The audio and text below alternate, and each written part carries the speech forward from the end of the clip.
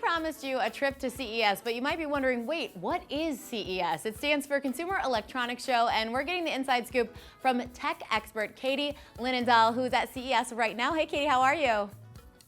Yes, it's like the Super Bowl for nerds is how I like to explain it, because every year it's just sensory overload with all the big tech companies just unveiling the latest and greatest for this year and also beyond. That's pretty exciting, especially, I mean, come on, in the last 10 years, tech is part of everyone's life, and it just keeps getting bigger and better. We have it in our pockets, on our wrists, everywhere you look. So tell us what you're seeing this year at CES.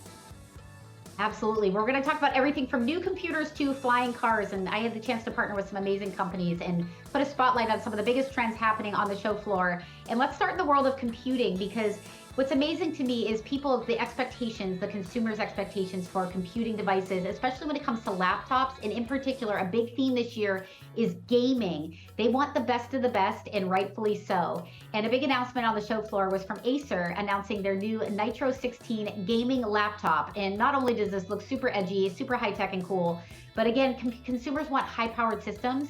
And I'm gonna get a little nerdy on you for a second, but there's a powerful AMD Ryzen 7000 series processor and an NVIDIA GeForce RTX 40 series laptop GPU. All this to say, best gaming experience and performance, and tons of storage, tons of ports, and giving you now, games are so realistic and so immersive, you need a high performance machine. And that was a very big announcement at CES from Acer. But then on the flip side too, just to quickly switch gears, another big topic at CES, big trend is sleep and sleep technology. And that's something that we can all get behind. I think, it used to be a badge of honor to get like 2-3 hours of sleep. We're all realizing that wasn't good. We need to recharge our batteries.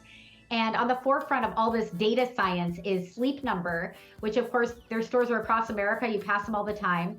They have come out with a Climate 360 smart bed. And this is so cool because what it does is the bed keeps you at your ideal temperature all throughout the night, actively warming or cooling the area immediately surrounding you for deeper, more restful sleep. And they surveyed couples and they said, listen, one of us gets too hot or too cold. This will personalize for each side of the bed. So very cool technology from Sleep Number. Yeah, charging your own battery, I think we all kind of understand that more because of all the tech in our lives, right? We are a phone, we are a computer. We can't just work on 20% forever. Totally. And just to give you two more really unique options, because there were some things that surprised me on the show floor and some themes this year that I was like, oh, that's interesting. There is a company called Govee that is a leader in the smart home space, and especially in the world of lighting. And I think this is big because, as I noted, gaming is so hot at CES this year. They introduced a Govee AI gaming sync box kit, which allows you to sync your gameplay with your lighting. So imagine playing a very immersive game. Again, we know how realistic games are these days, and having the lighting just sync perfectly with the gameplay. So incredibly cool. They do this using a proprietary AI algorithm called Cogniglow behind the scenes, and just very interesting tech, making your world so much more immersive. And then last but not least, I got to squeeze it in here because everybody always asks me, where's the flying car? Like, I have the answer to it. And I'm like, well, now I do have an answer because it might be here sooner than you thought.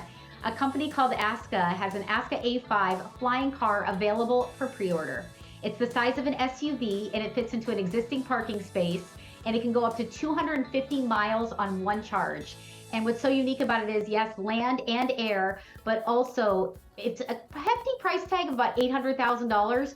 But the neat part about it is by 2026, they hope to be getting in rideshare. So the next time you go to select your Uber, it might not be an Uber X, it might not be an Uber SUV, it might be a flying car.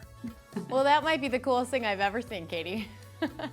Yeah, very cool stuff. And always exciting new themes happening at CES. And of course, you can keep on top of the new technologies with us at dailylounge.com if you're interested in more.